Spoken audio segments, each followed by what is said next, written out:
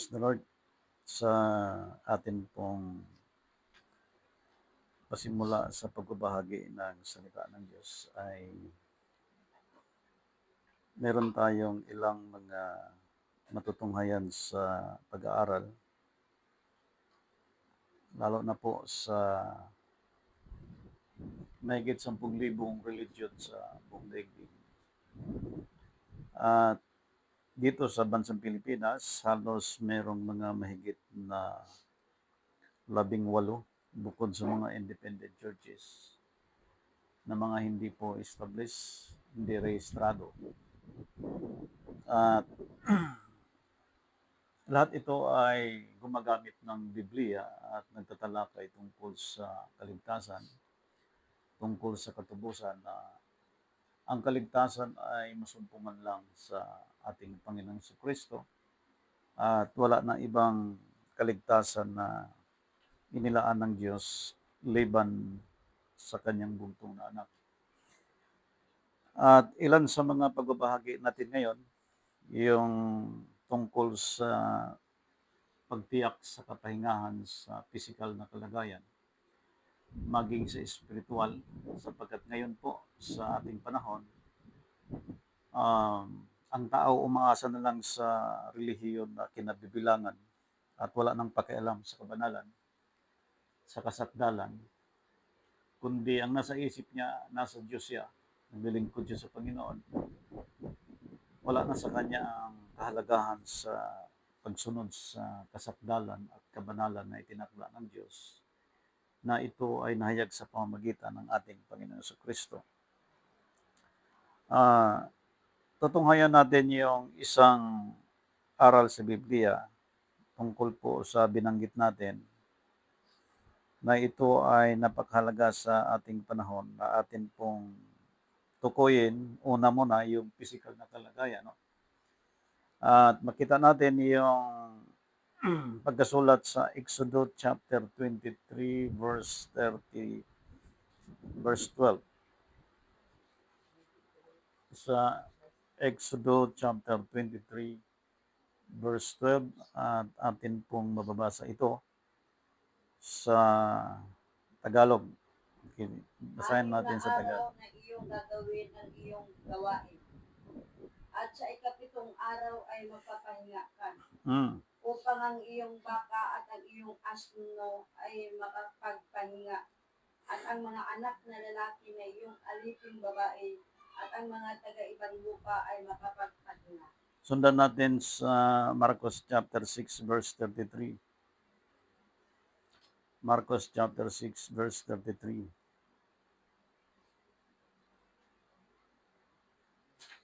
At nakakita sila ng mga tao sa pag-alis at sila'y nakakilala ng marami at parang nagsisitakbo na nagsiparoon doon mula sa lahat ng mga bayan.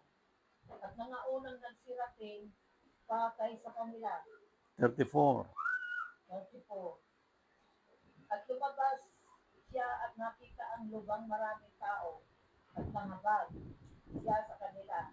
Kapagkat sila'y gaya ng mga tupa na walang pastor at siya'y nagpasimulang tinuruan sila ng maraming bagay. Yung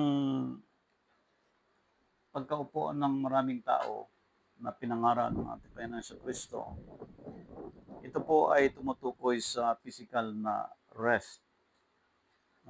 Tulad ngayon, ang atin pong sinusundan ay Christ Sabbath, na bago tayo nag-celebrate ng Sabbath ay meron ng mga pangangaral ang ating Panginoon Kristo na bago lumitaw ang physical na kalagayan ng ating Diyos, walang ibang ating Panginoon, ang Hudyo ay meron na pong pag-aaral, meron na po silang practice na ito po ay ginagampanan nila tuwing araw ng Sabado.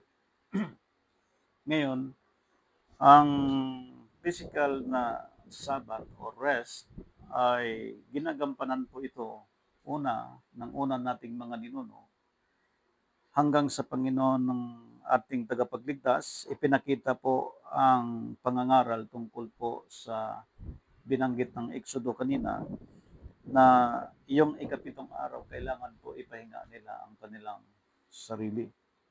So physically, mayroon pong rest na tinutukoy sa Biblia na itong physical na kalagayan ay gumagamit din ng mga panahon kung anong mga araw na kailangan ang katawan magpapahinga. Pinakita sa ating kinagisnan po na ang Sabado ay ikapitong araw. Sa pagdating ng New Testament, ipinakita po sa sulat ni Apostol Lucas from chapter 23, verse 53 sa aklat po ng Lucas.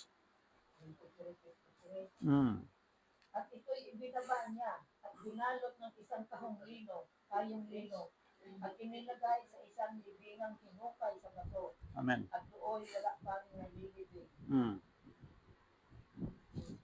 Pagdating ng sunod na verse, At nooy araw ng paghahanda at nalalapit na ang Sabat.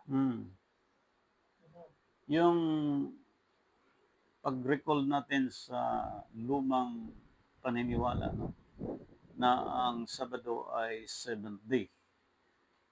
Physically, sila ay pinagpahinga ng Diyos sa ilalim din ng 10 utos in chapter 20 verse 8 na ang ikapitong araw ipinakita physically kailangan sila ay magpahinga, na dito din sa New Testament na binasa ngayon, no, para paglinaw, na ang katuparan ng 7th day walang iba, si Jesus Christ. Now, ang binanggit ng Scripture, kinakailangan na ang bangkay dali-daling iligpit, sapagkat pagdating ng 6 p.m., which is a biblical time, kailangan po ang kanyang bangkay ay maipasok po sa libingan na gawa sa bato. At yun ay Sabat, na pagdating ng oras na yon, ayon sa batas, hindi maaari ang sino mang maglakad, magtatrabaho, gagawa, kundi ang physical na kalagayan nila, kinakailangan sila ay magpahinga. So pag tinignan mo sa weekly competition, dahil Sabado ang kinasanayan, nalagutan ng hininga Biyernes. At nasundan sa ating panahon na ang Biyernes ay unang araw, Sabado ay pangalawang araw, Linggo ang ikatlong araw. So paano ito bibigyan ng paglilinaw kung ito po ay eksaktong competition? Sapagkat ngayon, ipinakita po na ang time natin, which is last days, dinidiin ng Scripture dito sa last days kung sino ang mga taong tunay na nagpupuyat. Yan. Sa Matthew chapter 12, verse 40, tingnan natin ang Matthew chapter 12, verse 40. Sapagkat kung paanong si Judas ay napasapihan ng isang bayina ng 3 araw at 3 gabi, ay gayon din mapapasailalim ng lupa ng 3 araw at 3 gabi ang anak ng tao. So compute tayo. Yung 3 days and 3 nights. So paano mo ma-compute ang 3 days and 3 nights if we took Sabbath of Christ? Ayon sa Matthew chapter 12 verse 40. Una nating titingnan kung anong oras nalagutan ng hininga ang Panginoon. Anong oras? 9th hour. So, sa ibang aklat ay tumutukoy ang 9th hour sa 3 p.m. Saan masumpungan natin sa Biblia? Yung 9th hour. Search.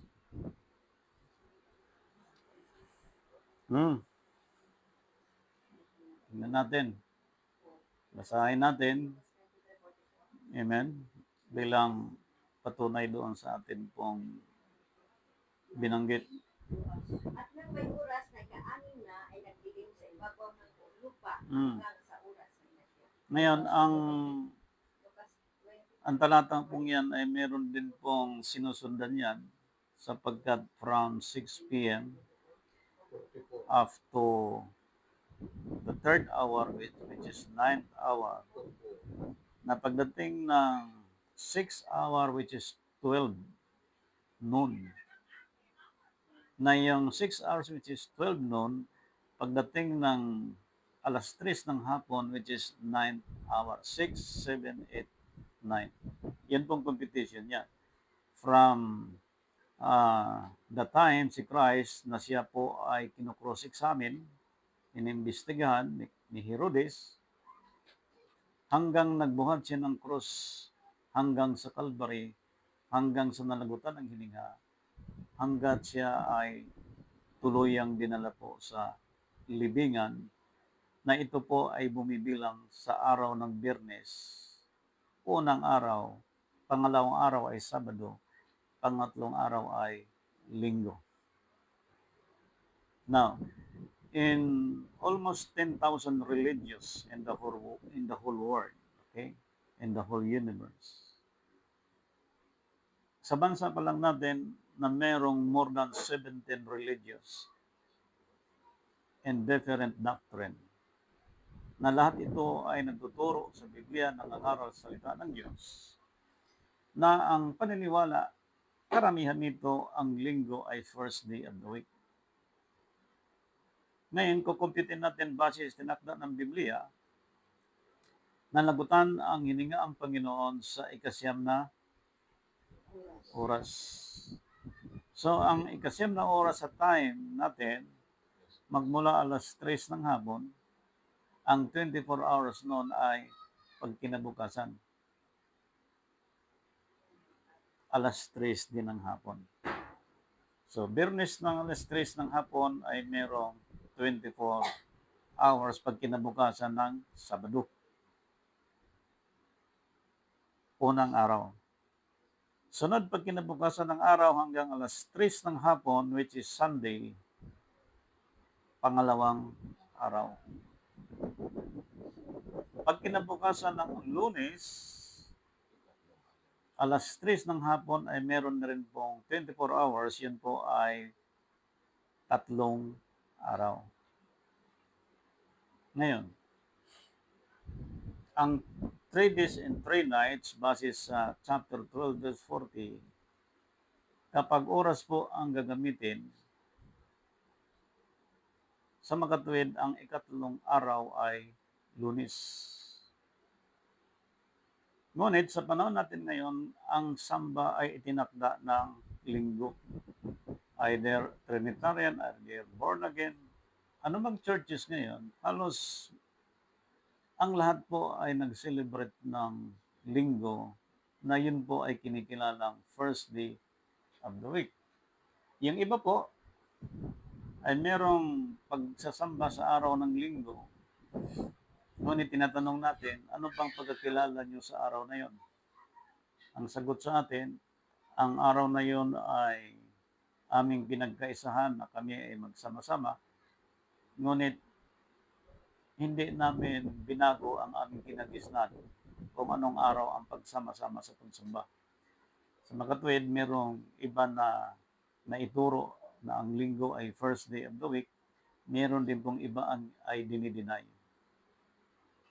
Sapagkat merong talata din sa Romans chapter 14, verse 5. Pakibasa mo na.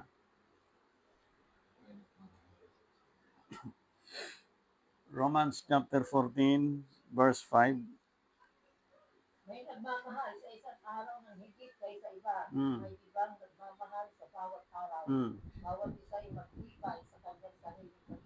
So merong 7 days a week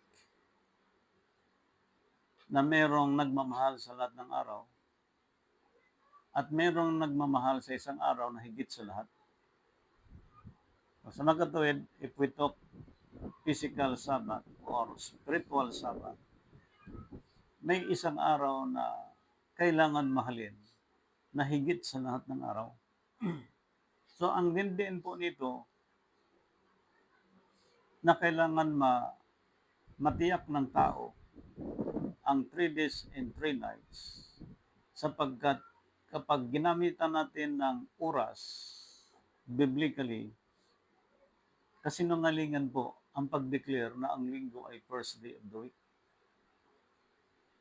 Ang tao ayaw ng kasinungalingan.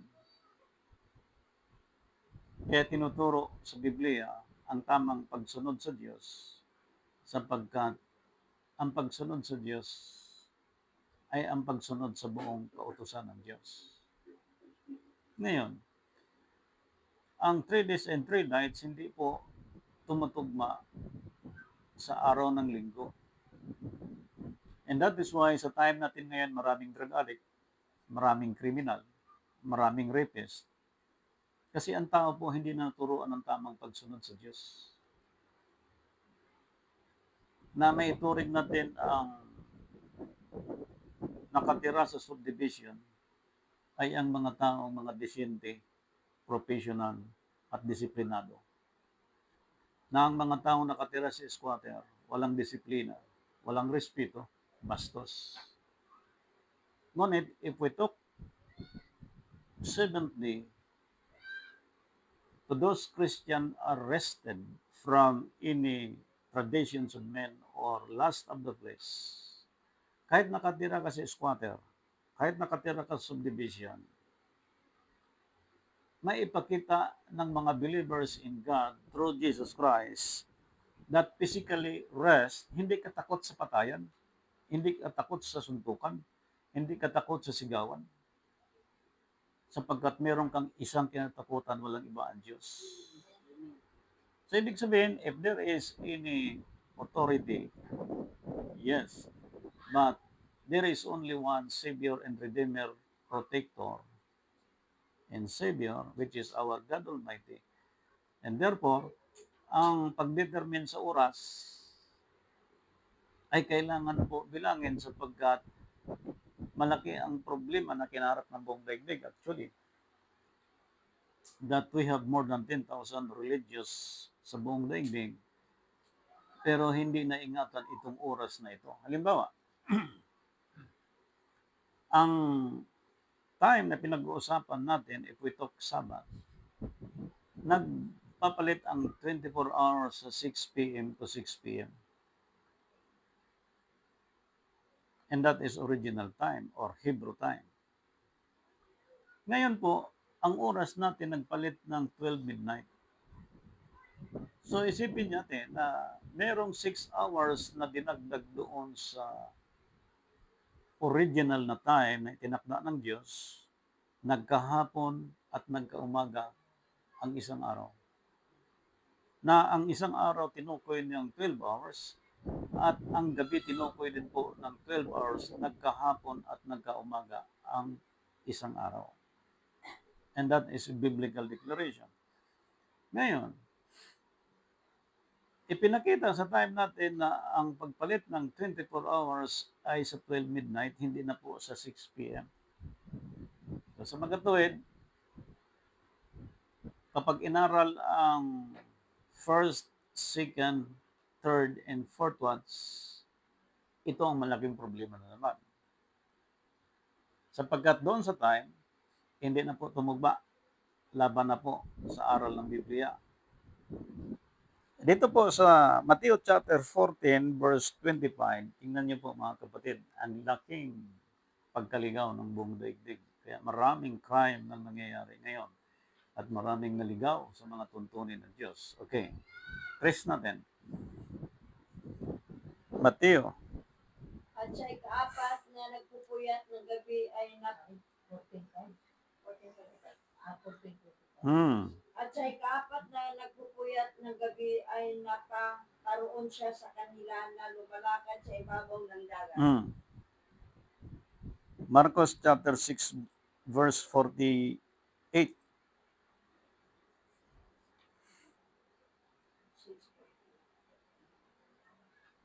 At pagkakita sa kanila, natutuong nangalupay, lumambay. nangalulumbay sa paggaod sapagkat sinasalunga sila ng hangin Mm. at malapit na ang ikaapat na nagpupuyat sa gabi ay napaparoon siya sa kanila Mm. na lumalakad sa ibabaw ng dagat at ibig silang lagpasan. Mm. Sa English Bible? And he saw them toiling and rowing, for the wind was contrary unto them. And about the fourth watch for the night, he cometh unto them, walking upon the sea, and would have passed by them. Okay. Tingnan nga natin yung ibang pang scripture. Sige, tuloy mo lang sa pagbabasa. Ano na po? Okay na po. Okay. Sa sinong may NIV Bible sa inyo? Try mo pagbabasa sa isang NIV para ma-compare natin. Kasi merong iba na may hawak pong NIV Bible. Yung Bible mo, Sister Mila.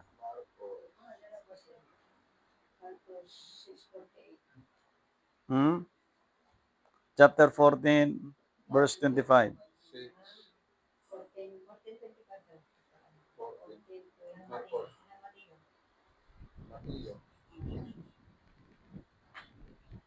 Para po ma-compare natin ang mga scripture kung pare-pareho ang hawak natin. Kasi may iba po na 14. NIV ang hawak, yung New International Version. At mayroong iba King James. Kasi ito, NIV, ito kailang English lang ang Tagalog. Basa. Pero yung pagkabasa dito, Matthew 14, 25. Shortly before dawn, Jesus went out them walking on the lake. 26, tuloy po natin. When the disciples saw him walking in the lake, they were terrified. It's a ghost, they said, and cried out in fear. But Jesus immediately said to them, take courage, it is I, don't be afraid. Yung first watch, ang aral dito, magmula sa time ng 6 p.m. to 9 p.m. Yung 6 p.m. to 9 p.m., ang time ni Christ nang siya hinuli. Hanggang third hour, which is 9, up to 6 hour, pinakita po yung first watch from 6 to 9 p.m. Ang second watch from 9 to 12. So pag binilang mo ang oras from 6 a.m. up to 12, merong 6 hours. Yung third watch, yung competition po sa time, 12 p.m. from 12 p.m. to 3 a.m. Yan po no. From 12 p.m. to 3 a.m. So, yung time sa night time from 6 p.m. to 9, 12 to 3, which is 9th hour, ang crucifixion ni Christ hindi po nangyari sa gabi kundi araw. Tingnan nyo araw nangyayari, hindi gabi. Pero ang ginawa na crime sa kanya, hindi sa gabi kundi araw, ginampanan ni Kristo yung crime na ginawa sa kanya. Pero para sa atin, darkness yun. Kaya yung first watch, second watch, third watch, and fourth watch, ang gumanap ng lahat ng time niya yan, si Christ, pero hindi sa gabi niya ginampanan, kundi araw.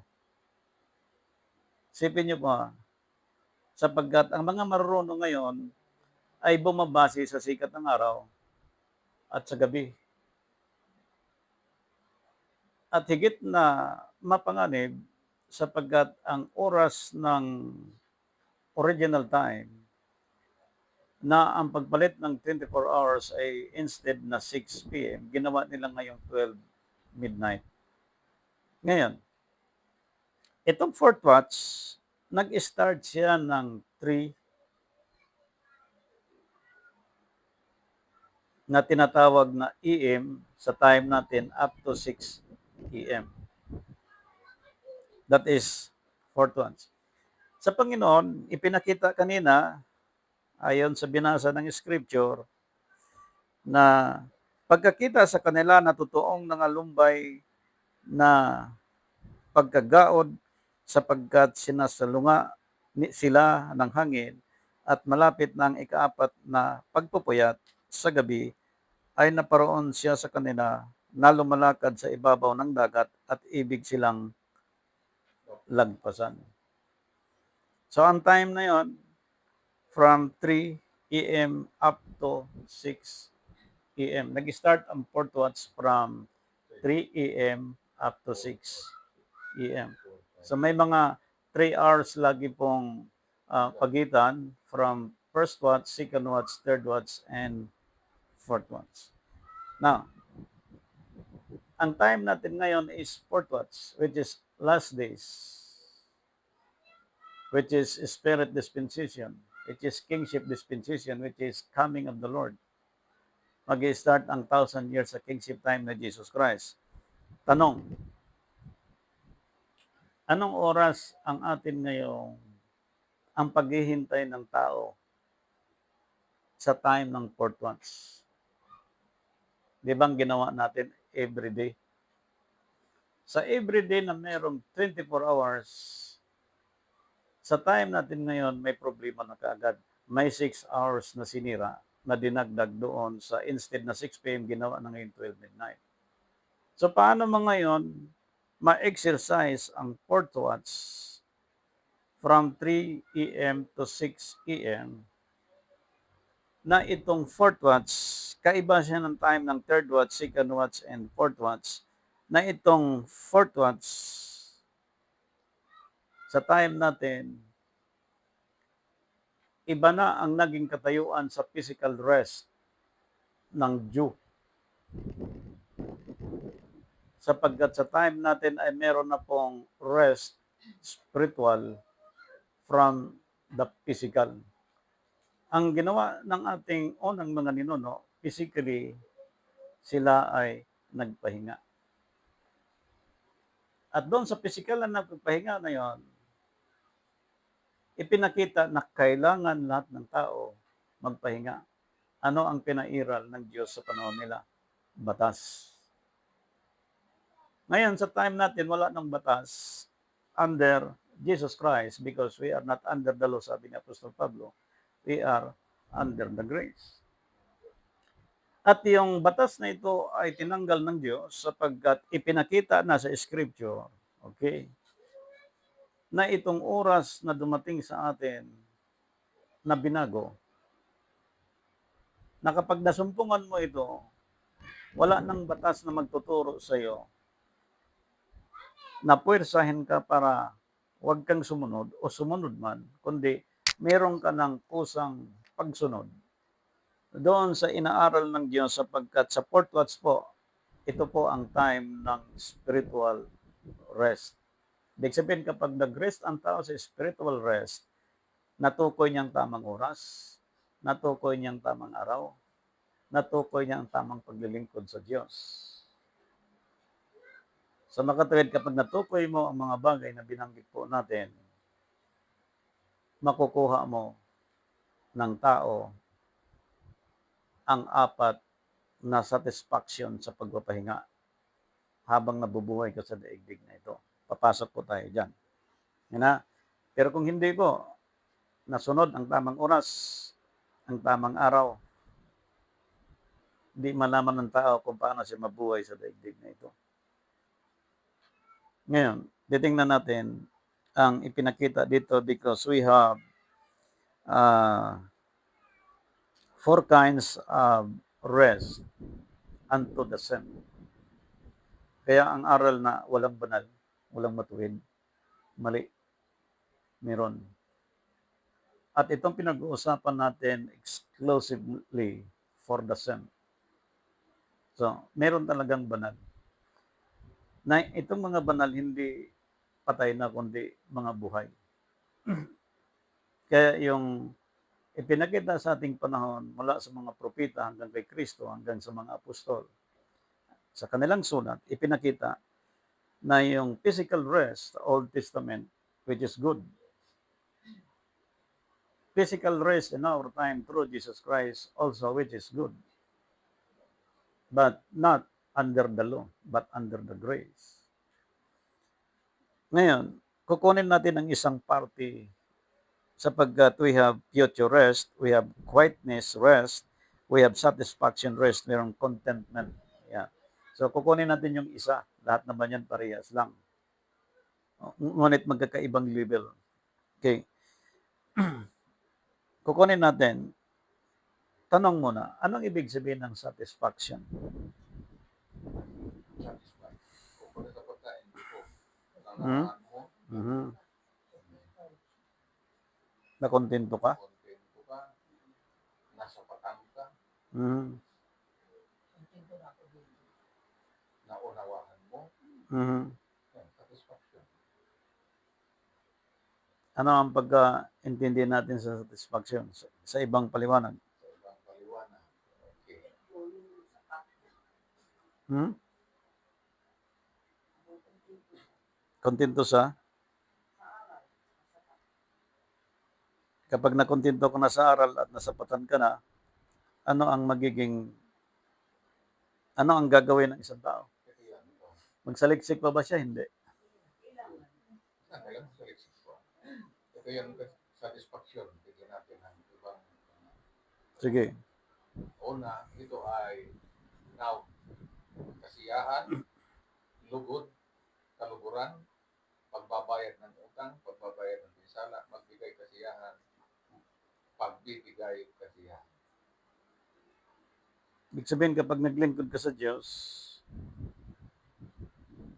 satisfied ka, enjoy ka, masaya ka, kontento ka, wala kang takot, di ka nangangamba, wala kang pag-alinlangan, sapagkat you are satisfied Gratification. that you live by the Word of God. Kailangan meron kang ganong satisfaction. Fulfillment of one's Oh.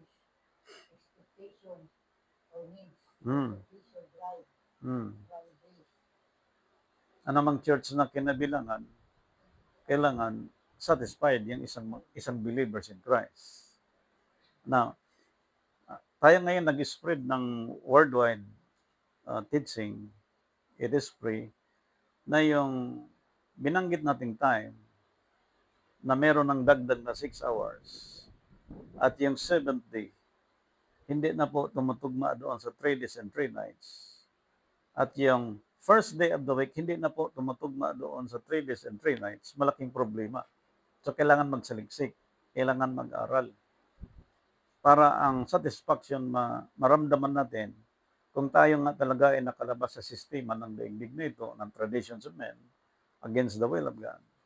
Para po, maramdaman natin yung satisfaction sa paglilingkod sa Diyos. Sapagkat, biblically, ipinakita po dito sa Scripture kung ano ang katiyakan ng mga tao na meron silang ganong naramdaman, which is spiritual rest. Yan na. Okay, tingnan natin. Number 1. Tingnan natin yung sulat ni Haring David after nung siya nagkasala laban sa Diyos. Rest pala kay David yun. Kaya ang Sabat, napaka-importante physically. After he or she repent from his sin against the will of God, kailangan meron siyang satisfaction. Number 1, na kanyang tinanggap si Jesus Christ as Lord and Savior. And after 3 days and 3 nights, he sat down the right throne of the Father as a King of Kings and Lord of Lords. Now, this fourth watch, okay, kailangan maantay ang Panginoon sa perfect time niya. Sapagkat ang kasalan sa Kana, Ano nga yung ano ni David? sinabi ng Panginoon na huwag niyo akong pangunahan, sabi ng Panginoon kay Mary. Nanay niya yon, sapagkat hindi pa dumating ang aking oras. Importanteng oras. Importanteng oras. Okay. Ang kanyang fourth watch, if we talk coming of the Lord, from 3 a.m. to 6 a.m. early morning. Now, pag binalikan mo rin yung birth of Jesus Christ, ang competition, early morning din. Ibig sabihin, pagdating ni Christ sa daigdig na ito, yung fourth watch na pinag-uusapan by His coming, nandoon na sa kanyang birth time hanggang nagtaon siya ng 30 years old, hanggang nag-ministry siya ng 3 and a half. Hanggang namatay siya at muling nabuhay, ito yung pinag-uusapan natin ngayon. Ano kaya ang klaseng church ngayon na merong satisfaction sa kanyang paglilingkod sa Diyos?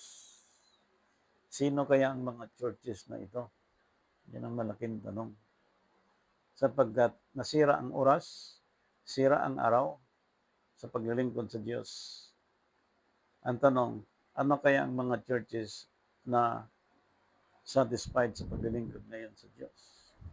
Yan na. Okay, balikan natin yung sulat ni David. Psalms chapter 17 verse 15. Yan natin. Psalms chapter 17 verse 15. Hallelujah. In Jesus Christ's name. Amen. Tungkol sa akin, aking mamasdan ang iyong mukha. Sa katuwiran, ako'y masisiyahan pagka gumangon sa iyong wangis. Sa paglikha ng Diyos, likhain natin ayon sa ating wangis. Ibig sabihin, ang wangis ng Diyos, yung mga taong satisfied. At the same time, lumabas siya sa system at tradition ng sanlibutan ito, na yung mga taong nakalabas sa tradition sa man, iyon ang wangis ng Diyos. Kaya mayroong mga evangelism sa iba't ibang lugar dahil maraming mga tao na hindi pa naglilingkod sa Diyos at hindi alam ang mga kautusan at mga tuntunin ng Diyos. At the same time, ang mga sabat ng Diyos. Sapagkat marami ngayong naglilingkod sa Diyos, hindi makikita ang wangis ng Diyos. Ano bang wangis ng Diyos? Magalitin? Ano bang wangis ng Diyos? Matampuhin? Ano bang wangis ng Diyos? Mamo? Ang wangis ng Diyos, tulad ng sinabi ni Haring David sa kanyang sulat sa English Bible.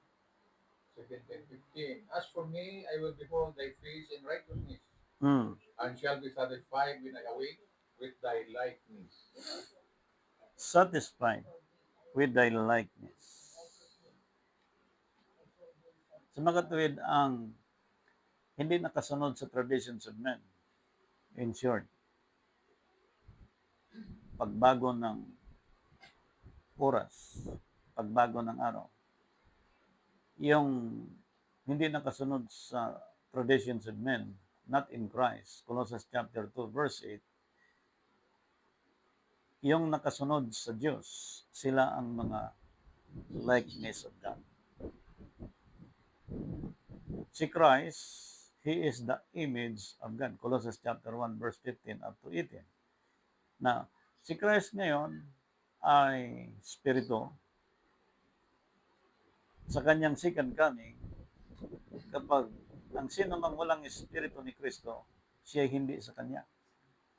Ibig sabihin, kung walang manifestation ng Holy Spirit ni Christ, ang sino man, ang mukha ng Diyos hindi makita sa isang tao. Si Christ hindi mayabang. Si Christ hindi mapagmalaki.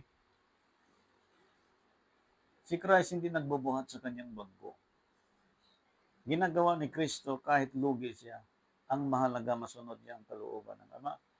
Sapagkat tayo ngayon tumanggap ng kaligtasan mula sa Diyos magitan ni Kristo, ang sabi ni Apostol Pablo, sa amin ang kamatayan, sa inyo ang buhay. Sa mga tuwid, ang mga nasa Diyos, ang mga nakaramdam ng satisfaction, baliwala sa mga tao kung anong mangyayari sa daigdig na ito lalo na kapag siya ay mayroong tungkulin sa Diyos. Ano mang pinagkaloob sa kanya ng Panginoon, lalo niyang pagyamanin, lalo niyang pasaganain ito sapagkat ang satisfaction, tanging ang nagbibigay lamang yan, hindi tao kundi Diyos. Ang Espiritu ng mga aliw siyang mag-aliw sa atin sa panahon ng kalungkutan. Ang Espiritu ng mga aliw siyang magtuturo sa atin sa kabila ng kaguluhan sa bawat bansa. Ang tao kapag walang satisfaction, nakasanda lang sa material na bagay, hindi niya maramdaman ang kakuntintuhan sa buhay.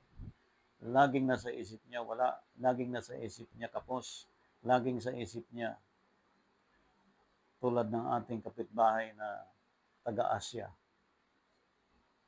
Hindi naman tayo mga inchik, pero mayroong mga inchik na mga galante din. Hindi lahat. Pero, ang ipinakita sa panahon ni David, be likeness like God through Jesus Christ. Ibig sabihin, ang church, that we have more than 10,000 churches in the whole world, that must be like in the face of God. Pagkatulad siya ng mukha ng Diyos, ang kanyang Sabat hindi Sabado. Ang kanyang Sabat hindi Linggo. Ang kanyang first day of the week hindi Linggo.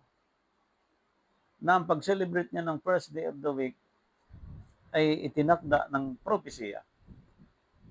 At the same time, meron na siyang pag-celebrate ng 7th day of the week sapagkat ang nabuhay na maguli, siya rin ang namatay.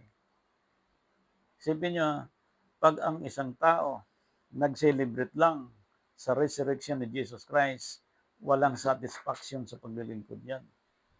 Sapagkat ang tao, sabi ni Paul, kailangang mamatay ka sa dating pagkatao. You need to rest, physical and spiritual. Pero kung ang resurrection ni Kristo ang hangad ng tao, walang satisfaction sa buhay yan. Ngayon, if there is any pastor like on that kind of understanding that there is only one celebration in back to the normal practice as a Gentile before, kawawa yung mga followers. Kawawa yung mga naglilingkod sa Diyos. Anong ginamit nila? Biblia. Para i-deceive ang mga tao. Anong purpose? Para sa personal interest. Ang personal interest po ang pinaka-worst ngayon. Sapagkat ang tao hindi na po satisfied sa panahon natin ngayon. Nanalangin. Yung pinagpipre, hindi naman talaga galing sa puso. Nagpipreach, yung nagpagpipreach, hindi naman talaga galing sa puso. Nag-fellowship, pero hindi naman talaga satisfied doon sa fellowship. Yung may turing lang na for the sake of fellowship, worship, tapos na. But look at in the reality, karamihan po ay namumuhay sa panggugulang sa mga membro. At ang mga membro napasunod sapagkat ginamit ang salitang Diyos. Ngayon, sa paliwanag ni King David, susundan natin sa kanyang paliwanag. Then, chapter 36 verse 8, sapagkat ito ay pinangako ng Diyos sa kanyang mga saint and supposedly lumakad tayo sa kabanalan ito. Ngayon may uutusan ng Panginoon ang kanyang kagandahan doon. At sa gabi ay sasaakin ang awit sa kanya. Ang makatuwid ba ay isang dalangin sa Diyos ng aking buhay. Sa gabi, verse 8, chapter 36, verse 8. Sila ay Nagbubusog sa sagana ng katabaan ng iyong buhay, bahay, at iyong paiinumin sila sa ilog ng iyong kaluguran. Yung magbibigay na po ng tamang direksyon, tamang plano, tamang pamamaraan doon sa mga nakalabas sa sistema ng traditions of men, at perfect portals ang kanilang pagsunod sa Diyos. Yan ang paliwanag ni King David in chapter 36, verse 8. Ang linaw. They shall be abundantly satisfied with the fatness of thy house. With the fatness of thy house. If we talk individual, ye are the temple of God.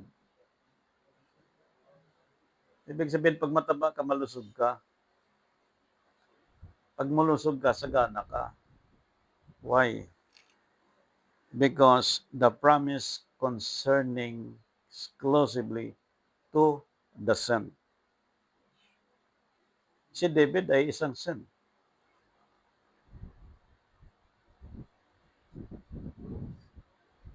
How about the 10,000 churches today?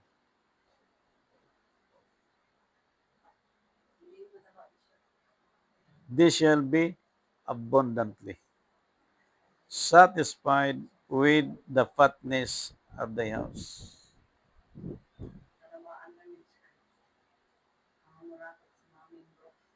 And thou shalt make them drink of the river of thy pleasures.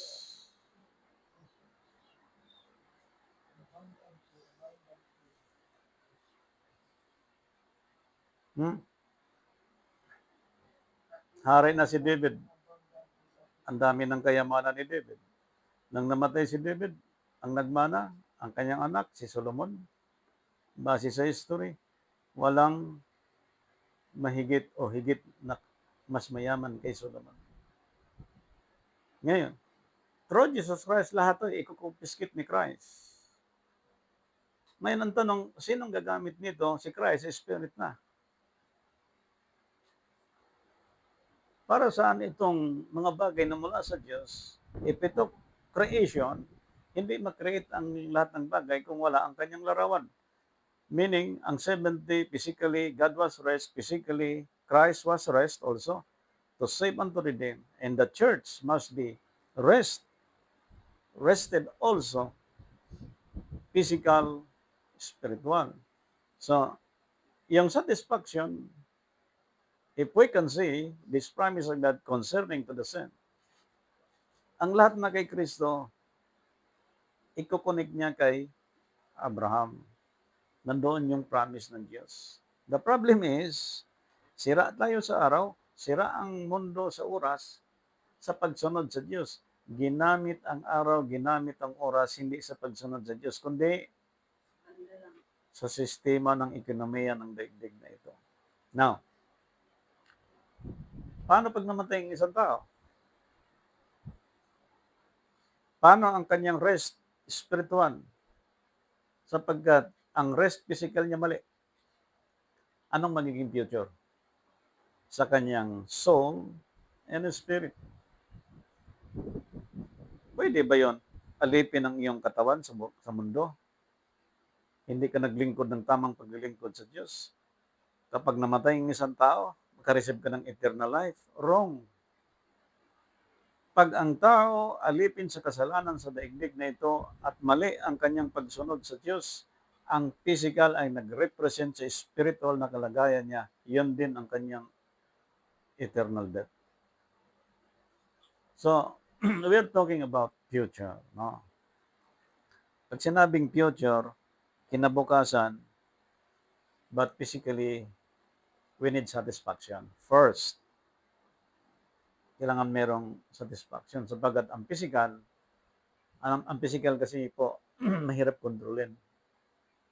Amen. Magtaka ka, bakit binanggit sa 2 Corinthians chapter 5, verse 18, 19, and 20, for the ministry of reconciliation, na ito ay propesya mula sa Isaiah chapter 9, verse 6 and 7. Counselor, everlasting Father. Pag sinabing counselor, walang magaling na counselor. Ha? Prince of Peace. Ibig sabihin, walang magaling na mediator na mamagitan sa kapayapaan sa buong daigdig. There is only one. Prince of Peace, there is only one, Jesus Christ. Counselor, there is only one, Jesus Christ. So magbibigay ng satisfaction sa atin si Jesus Christ. So therefore, nung dumating siya sa daigdig na ito,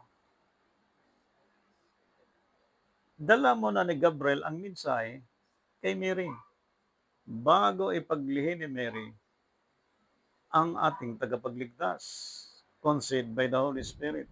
So nung pinanganak si Jesus Christ as early morning, lumaki siya hanggang 30 years old, hanggang nag-ministry 3.5. Ang first, second, third, and fourth watch, ang kumakatawan niyan si Jesus Christ. Kapag hindi po masundan ng tao ang tunay na sabat ng Diyos through Jesus Christ, ang tao, ang sino man, ay hindi makaramdam ng satisfaction. If there is any individual today concerning to the sent, this promise of God, ay kung ako, nakasumpong ako ng mga taong pinaunawaan nito, ay susunod na ako. Pipiliin ko na yung taong yun. Hindi na ako na mag-iisip na kalugihan ko, kawalan ko. Hindi na ako mag-iisip. At maaaring kung meron akong problema, magkapa-counsel ako sa kanya. Amen. Kung maaaring meron akong kakulangan sa aking plano, magpa-counsel ako sa kanya. Hindi ako magdunong-dunungan. Tiyak yun ang counsel sa akin mula sa Diyos. Pagka nagkaroon ng problema, pwede bang isi-share mo yung problema? Tapos wala namang satisfaction, wala namang victory doon sa problema. Para ka lang merong ikwento. Ang solusyon ng problema, ang Diyos. Every time, isi-share natin ang kabutihan ng Diyos, ang kadakilaan ng Diyos sa tagumpay na ginawa niya sa buhay natin. Yan ang kailangan isi-share natin. At yung pangako ng Diyos concerning to the Son, yan ang sinabi ni David. Yan ang paliwanag ni David. Yan na, malaking problema sa buhay. Nagpa-counsel ka sa isang lingkod ng Diyos. Binigyan ka ng tamang counseling. Binigyan ka ng magandang tungkulin. Isipin mo, janitor ka lang dati. Kumbaga sa nag-apply ka sa company. Pinopromote ka na manager. Wala pang 1 taon. Saan ka makakita ng ganong promotion mula sa Diyos? Ay, yumabang ka. Nagmalaki ka ngayon. Itinanggal ka ng Diyos, saan ka na ngayon pupulutin? Minsan ang tao, binigyan ng provision ng Panginoon that you make it and you do for the best, for the glory of God. Sapagkat ang Diyos magbibigay siya ng perfect satisfaction sa buhay ng isang tao. Alam ng Diyos kung sino tayo. We are a Gentile before. What is the definition of Gentile? Walang tipan, walang Diyos, walang pag-asa, di ka bagay sa bansang Israel, walang pangako. Binigyan ka lang ng tungkulin ng Diyos. O di pagyamanin mo yan. Kahit ako nga, bigyan ko maging janitor lang. Pagyamanin ko. Trabaho mo, waiter, di pagyamanin mo kahit maliit ang sweldo. Hindi lang. Hindi ka nga nag-aral ng 3 years based on the bylaws. Pinopromote ka ng manager. Pagkatapos ng binigyan ka ng position, gusto mo pang pati yung presidente ng company, gusto mo nang i-overtake. Wrong. And also, it is a kind of trap in favor of darkness sapagkat si Jesus Christ naparito to save and to redeem. Ngunit ang kanyang crucifixion hindi nangyayari sa gabi, kundi sa araw. Ibig sabihin, ang ginawa niya sa araw, gabi yon sa mga sinner. Tayo, if we took 4th watch, darkness sa sanlibutan, ngunit light sa atin. na kahit merong bantang kahirapan, merong bantang mga problema, ang satisfaction ng tao, perfectly, sigurado siya. Sapagkat yung promise ng Diyos from the Son, yung desire ng Son, sabi ng Diyos, kung anong nasa ng iyong puso ay kanyang ibibigay.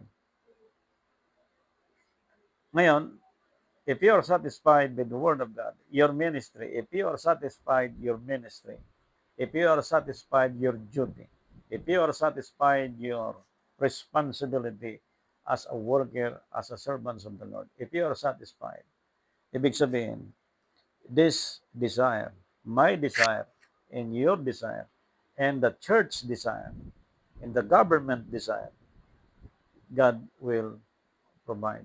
Pero kung merong hesitation,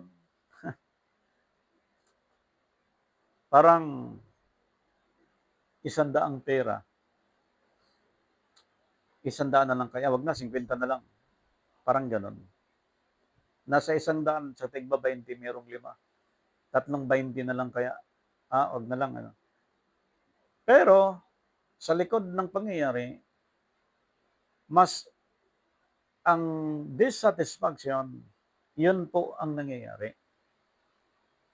Baliwala ang millions and billions na nag-sacrifice into a wrong way. Pero ang hundreds, thousands na mahalaga doon sa isang bagay na gawin ng isang tao, if we talk satisfactions, hindi niya nagagawa. Kaya ito po ay dinidiin sa pag-aaral. This desire comes from the Son as a servants of the Lord. Ang nag-promise dito, hindi presidente ng Amerika. Hindi ang presidente ng bansa natin. Kundi ang nag-promise dito, yung God Almighty, the creator of all things, the owner of gold and silver. Siya ang nag-promise niya. So dito sa scripture, nilatag ni King David ang kanya pong karanasan dito, the pit of satisfaction. Sapagkat nung siya nagkasala, ang presence ni Lord umalis sa kanya. Hindi na siya enjoy. Parang dry na siya. Kumbaga sa bangka, pag hindi siya sinasagwanan, ang bangka nag-i-stay lang. Kailangan may nagsagwan. Hello? Kailangan tayo mismo magsagwan. Huwag mong hintayin na may magsagwan sa'yo. Ngayon, sa ating panahon, sa paliwanag ng King David, meron siyang ipinakita din na aral na para sa atin as a Christ believers. 103 verse 5 ng Psalms.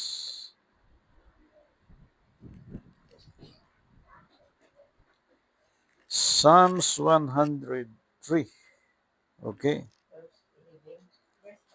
Verse 5. Na siyang bumubusog ng iyong bibig, na iyong mabuting bagay, na ano pat ang iyong kabataan ay nababagong parang agila. Oh, hallelujah. English Bible. Sige. English Bible tayo. O satisfied. Satisfied. Satisfied thy mouth with good things, so that the yoke is renewed like eagles. So that your mouth renewed like the eagle. Your mouth renewed like the eagle. Ang eagle, pag kumagat yan, pag manuka yan, ay talagang napakatalim ang sumunod. Anong sabi? Ulit? So satisfy the mouth with good things, so that the yoke is renewed like the eagle. Ang agila, hindi kumakain ng patay. Ang kinakain ng agila ay sariwa. Tayo, hindi pwedeng kumain ng mga patay na aral. Hindi tayo pwedeng kumain ng aral na matagal nang nakaprosen. Kailangan ang kainin, like eagle, mga sariwa. Ibig sabihin, ang mga chismis, usapang patayan. Bawal yan. Mga salitang hindi nakaluwalhati sa Panginoon, pagkain na hindi kinakain ng igil yan. Ibig sabihin, hindi na kapag bigay ng satisfaction ang pagkain patay, kundi tulad ng igila, ang kinakain niyan ay sariwa. Ang paglabas ng tao sa traditions of men, ang pag-celebrate ng tamang celebration based on the scripture through Jesus Christ, like eagle, ang kinakain